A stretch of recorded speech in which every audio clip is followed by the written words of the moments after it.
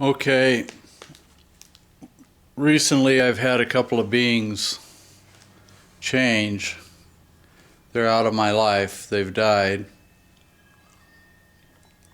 And I've been thinking about them a lot, as you tend to do, going over memories.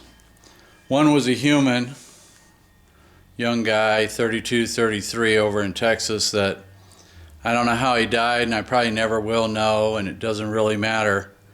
Kind of like getting shot with the poisoned arrow. You don't need to know who made it.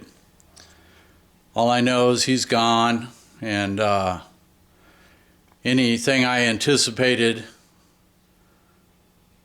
from knowing him is gone too. The other one's my dog, Jake, who was in my life for 10 years and a good dog. And he got a bacterial blood infection and went downhill real quick. And so that's been on my mind a bit, and I just wanted to do something, say something. I'm going to read a little bit from Branching Streams Flow in the Darkness, the Zen Talks on the Sandokai by Shunryu Suzuki. Something that means something to me.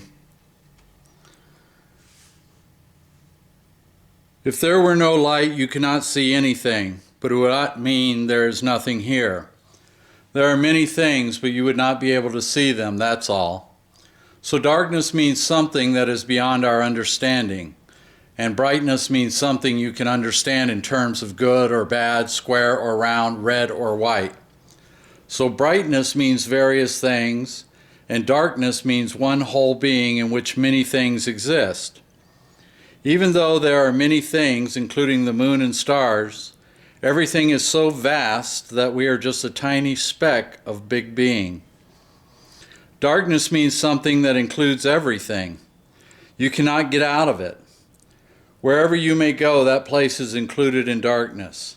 Utter darkness is a big, big being where everything can be acknowledged because by comparison, everything is so small. That does not mean that there is nothing. Various things exist in one great whole being. However, whatever study we may be doing, it is always going on in the realm of brightness. We discriminate between things, saying, this is good, this is bad, this is agreeable or disagreeable, right or wrong, big or small, round or square. Whatever you deal with appears in brightness in the dualistic world. But it is necessary for us to know the darkness, where there is nothing to see, nothing to think about. This will be experienced only in Zazen practice. While thinking or listening to lectures or talking about the teaching, we cannot study what darkness actually is.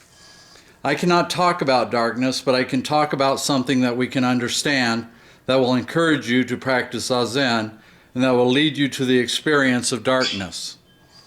Darkness sometimes is called nothingness or emptiness in contrast with somethingness. Sometimes we say no mind.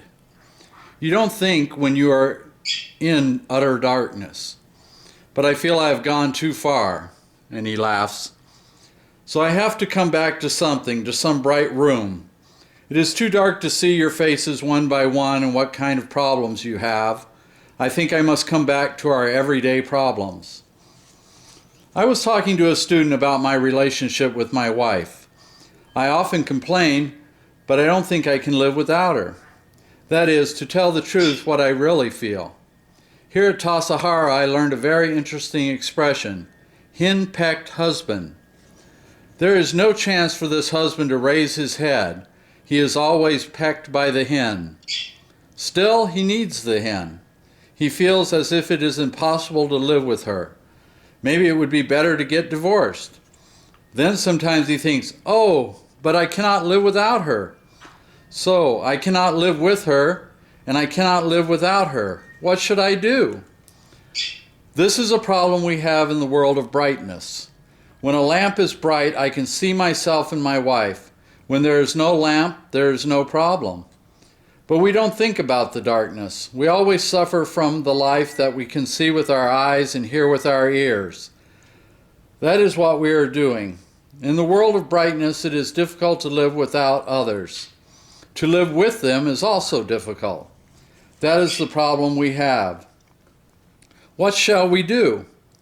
But if you have even the slightest understanding of darkness, which is the other side of brightness, then you will find out how to live in the brightness of the world.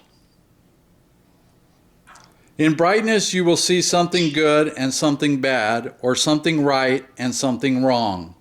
In this world of differentiation, things exist in various forms and colors, and at the same time we can find the equality of everything.